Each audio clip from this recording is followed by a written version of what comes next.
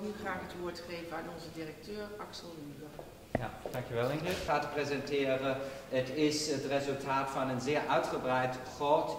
Onze collega's op het Museumplein, dus het Nederlandse Cultural Heritage Agency of the Netherlands. En het Rice Universiteit in Texas voor wat betreft het onderzoek naar het doek. November. We hebben kunnen vaststellen dat zij dat roldoek opknipte van tevoren in stukjes die gaandeweg toegevoegd.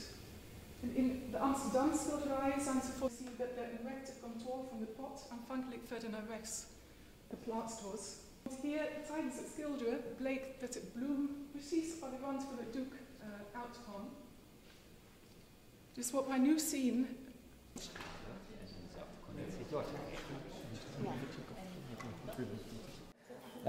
One of the consequences is, and it is up to other people to decide whether that's sort of good or bad, that we decided that any stresses, though, that the picture could be subjected to were it to travel, were to be lent, that those might be too risky. So therefore we decided that from now on we will not be able to lend the picture anymore to other exhibitions, to other museums. So it will always stay in Amsterdam.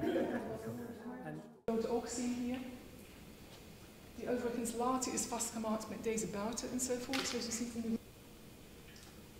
Mede naar aanleiding van de nieuwe kennis over de gebruikte kleuren en de lucht, ja, de natuurlijke veroudering van de verf.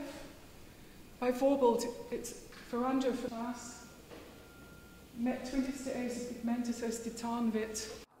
What it enables us to do is, well, when you look at the painting, you look at the surface, so you can see that something shiny is on the surface, you know that there is a varnish on the surface, but we cannot see the varnish layers are very, very thin. They could be around as little as 5 micrometer, which is 0.005 millimeter. And what this technique does, it enables you to see in a sort of virtual cross-section the build-up of those varnish layers and how they relate to the paint layer underneath.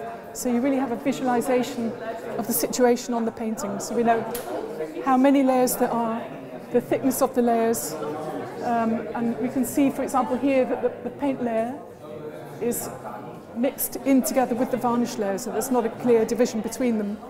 And we can use this technique also. We did some little tests with the microscope, and we can establish exactly the effect of those tests, which are very hard to gauge with the eye because you're removing very, very thin layers and the visual change is quite slight. But you can see exactly the thickness, how much material you remove and how much is left, and in which areas of the painting are cleaned and which are less cleaned and so on.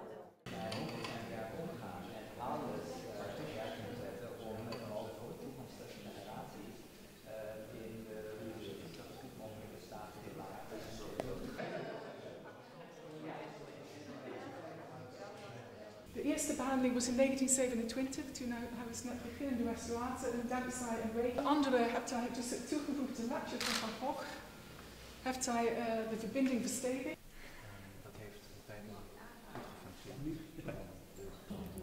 Those retouchings cannot be removed because they are situated underneath the varnish, and research has shown that that varnish cannot be removed safely. At least not with the methods and materials that are available to us now. So the retouchings are a given. I can remove the wax, but the retouchings are there to stay, at least for now.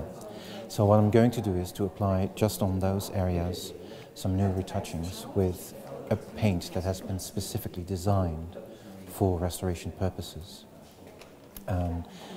So that when you look at the painting from a normal viewing distance, you won't notice those discolorations anymore. Bloemen zijn die nogal bruin en waar ze afgebroken zijn, zijn ze opeens heel fel oranje. Zoals hier en daar. Dat internationale onderzoekers en wetenschappers hebben hier aan dit project bijgedragen. Waardoor je ziet dat het waren van de oplichtende contouren van alle onderdelen van het bloemstilleven. De recente studie bevestigt dat het schilderij in Amsterdam gebaseerd is.